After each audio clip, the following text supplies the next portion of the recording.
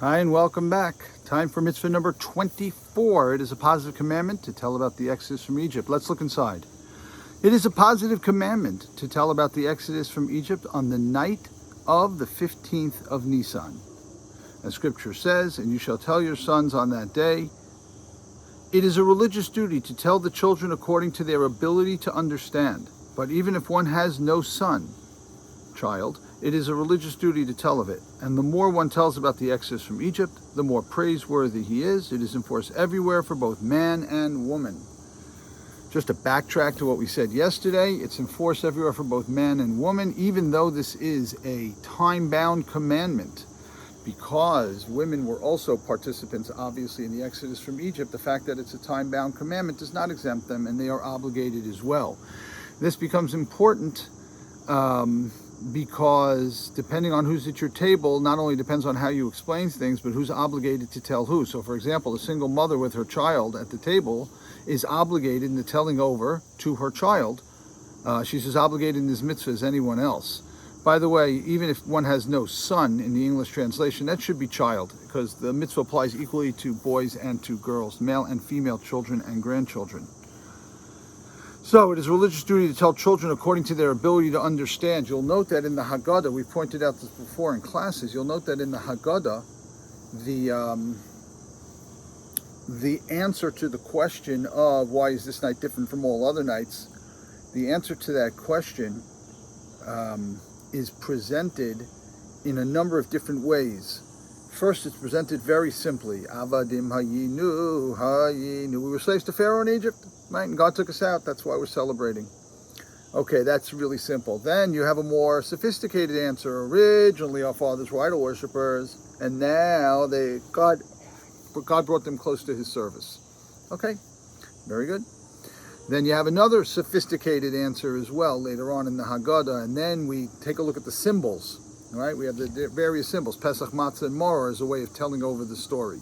So we have more sophisticated as we go along, and different types of ways of telling over the story to our children, depending upon their level of understanding. What if there are no children at your Seder? You tell to the adults. You tell the story over to the adults, and even if a person is alone, they need to tell over the story.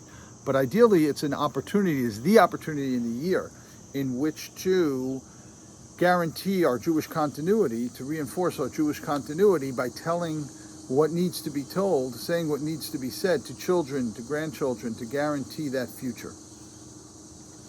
The more that one tells about the exodus from Egypt, the more praiseworthy he is. So you know that in the Haggadah we have this section where Rabbi Akiva and Rabbi Tarfon and Rabbi Yishmael, a bunch of important rabbis, were sitting around in Bnei Brak all night until their students came to tell them the time has come for reciting the Shema. They stayed up all night telling over the exodus from Egypt. There is an interesting historical explanation that they really weren't up all night telling over the exodus from Egypt, but rather, given who the players were, that they might have been planning the Bar Kokhba rebellion. Rabbi Akiva clearly was the leader of the Bar Kokhba rebellion, and there were plenty of other rabbis with him, and so there has been some historical speculation that they were planning the Bar Kokhba rebellion. So you'll ask, well, of all the nights to do it on, why do it on the night of Pesach when you're supposed to be telling over the story? And that brings us back to the idea that the night is not only about telling the story, but it's about experiencing and reliving the exodus from Egypt. So perhaps Rabbi Akiva and these other rabbis thought, it's the perfect night to do it, because the ultimate culmination of Yetzias Mitzrayim will be the establishment of the Mashiach and the messianic future of the Jewish people. What a beautiful, maybe a better time to discuss it. The night of Pesach, it's a time of redemption, and we've discussed it. We're discussing our future redemption at the time of our past redemption. So perhaps that's what they were doing on that night. Anyway, tomorrow we will learn about the mitzvah as a positive commandment to rest from work on the first day of Passover. And by the way, not just on the first day of Passover, but all of the first and last days of holidays, although we'll talk about that in greater detail next time. Thanks for being with us. Bye-bye.